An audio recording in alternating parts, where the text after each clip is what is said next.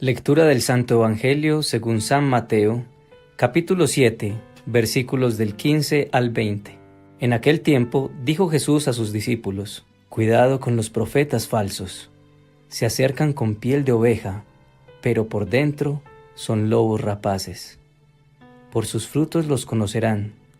¿Acaso se cosechan uvas de las zarzas o higos de los cardos?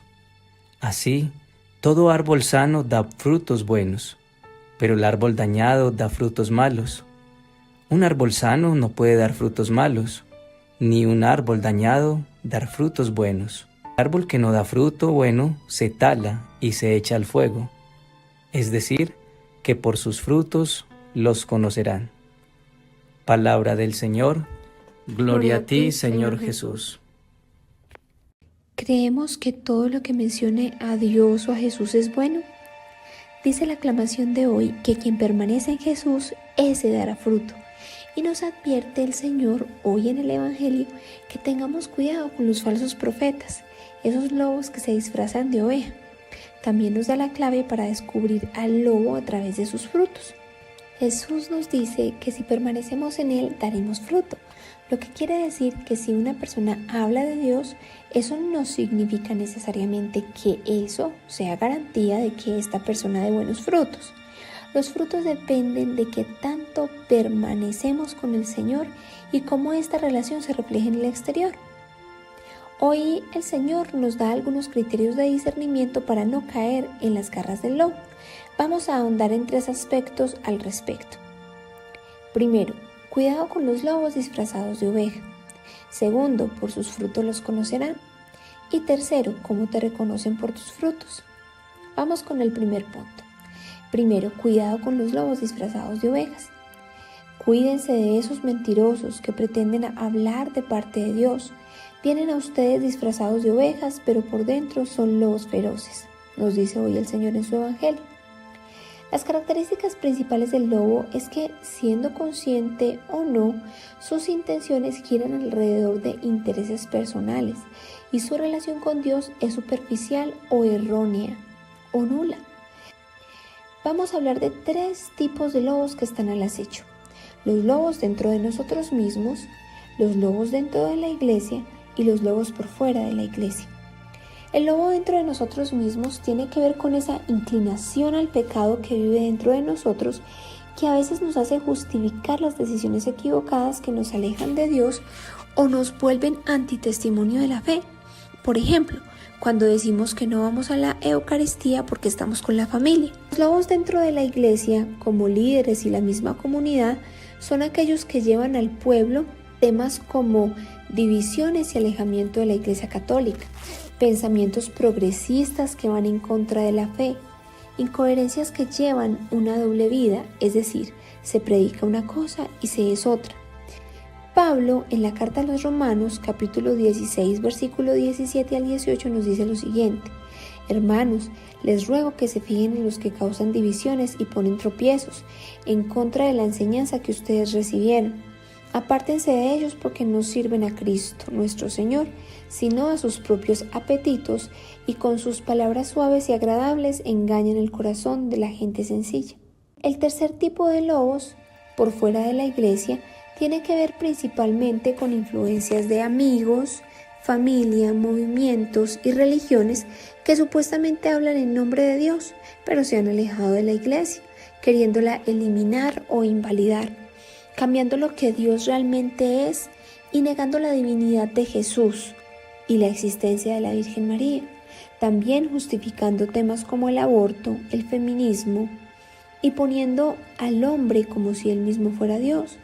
Cuando una mujer entra a un espacio de lectura de cartas, médiums, canalizadores, adivinadores, donde ven imágenes de la Virgen o de Jesús, y estas personas que realizan estas prácticas dicen trabajar en nombre de Dios, pero no sabemos realmente qué ente espiritual está dirigiendo esos esfuerzos y con qué fin a costa nuestra.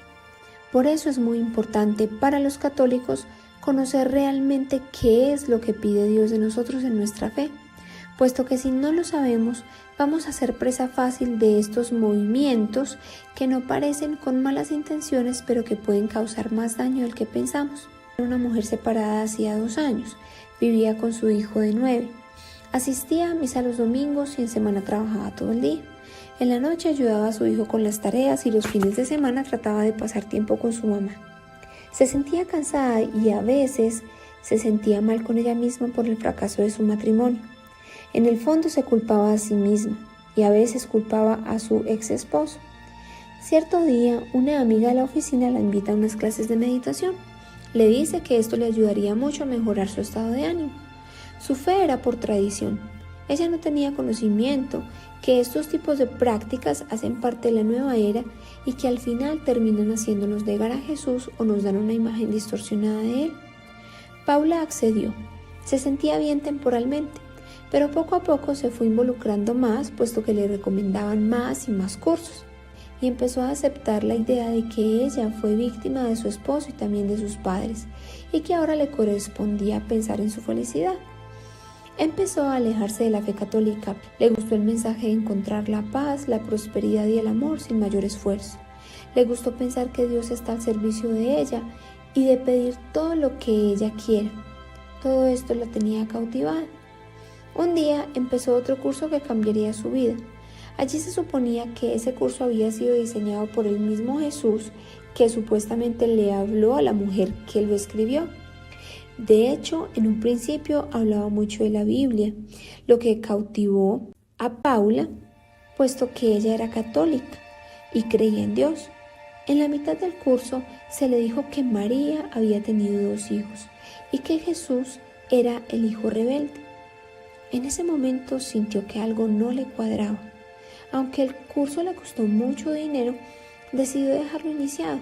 Empezó a tener sueños muy fuertes y terribles, y una sensación permanente de vacío y ansiedad la invadió. Un día fue invitada a la primera comunión de un amiguito de su hijo. Hacía 1 año no entraba en una iglesia. Allí el evangelio ese día dijo: cuídense de esos mentirosos que pretenden hablar de parte de Dios y vienen a ustedes disfrazados de ovejas, pero por dentro son lobos feroces. De inmediato se le vino a la cabeza el curso que no fue capaz de terminar. Paula no creía en las coincidencias y al final de la misa abordó al sacerdote. Le contó lo que había venido sintiendo y le comentó acerca del curso que había dejado iniciado. El sacerdote le explicó sobre la nueva era y los efectos negativos espirituales que esto puede tener sobre las personas. Luego ella le comentó sobre su sentimiento de vacío y ansiedad que había empezado a tener con mucha fuerza.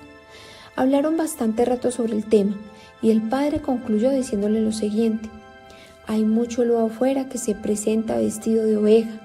Lo que te ocurrió no es casualidad. Dios te está llamando de vuelta. Afuera hay muchas filosofías que te atraen con cosas que pueden sonar atractivas y fáciles para ti, pero ten cuidado, porque esto puede tener implicaciones delicadas para tu vida. Poco a poco y sin que te des cuenta te van alejando de Dios. La verdadera libertad no se encuentra en no tener problemas y en que todo se resuelva. La verdadera libertad está en aprender a llevar tu cruz cada día con gratitud y amor, así como Jesús lo hizo. Estas filosofías le dicen al hombre que Él es Dios. Ten cuidado. Paula le dijo que había muchas cosas que ella no sabía y que era vital que muchas personas lo supieran, puesto que hay muchos católicos haciendo prácticas de meditación, espiritismo, agüeros, ocultismo, lecturas de cartas, tarot, brujería. Al final, Paula se confesó con el sacerdote. Segundo, por sus frutos los conocerán. Ustedes los pueden reconocer por sus acciones, pues no se cosechan uvas de los espinos ni higos de los cardos. Así todo árbol bueno da fruto bueno, pero el árbol malo da fruto malo. Y esto no quiere decir que una persona que sirva al Señor no se pueda equivocar. Jesús en su palabra dice que Él es la vid y que si una de sus ramas da uvas, la poda y la limpia para que dé más. A veces es difícil distinguir en nosotros mismos y en los demás la calidad de nuestras intenciones al hacer las cosas. Podríamos decir que estamos haciendo algo para servir al Señor, pero realmente en el fondo lo estamos haciendo para recibir la gloria del mundo. Entonces aquí aparece una palabra que se llama discernimiento, para saber distinguir nuestras intenciones y las de los demás. Necesitamos la guía de Dios a través del Espíritu Santo. A veces nuestra experiencia y forma de pensar o suponer nos engaña. Recordemos que Dios es más grande y ve más de lo que nosotros vemos. Él sabe aún más de lo que nosotros sabemos de nuestros propios pensamientos y sentimientos. Entonces a Él debemos pedir la guía para discernir nuestras propias intenciones y las de los demás. Bueno, ¿y cómo saber si el fruto es bueno o es malo? Jesús nos quiere decir que los frutos hablan por las personas tal vez mucho más de lo que sus palabras hablan o sus hechos. Una persona puede predicar la palabra, pero aún no estar convertido a ella. Por fuera se ve el hombre nuevo, pero por dentro sigue reinando el hombre viejo, ese que busca su propio beneficio. El amor de verdad es el que prevalece al final. ¿Y cuáles son los frutos del amor? Según Pablo, en la misma carta dice: tener amor es saber soportar, ser bondadosos, no tener envidia ni ser presumido, ni orgulloso, ni grosero, ni egoísta. Marlene era una mujer viuda con 2 hijos. Permanecía gran parte del tiempo en la iglesia rezando y sirviendo. Quien más servía, y a veces presumía de ello. Cierto día ve a una vecina llamada Nelly que decide ayudar al igual que ella, pero Marlene se sentía amenazada y no le gustaba que la vecina estuviera allí.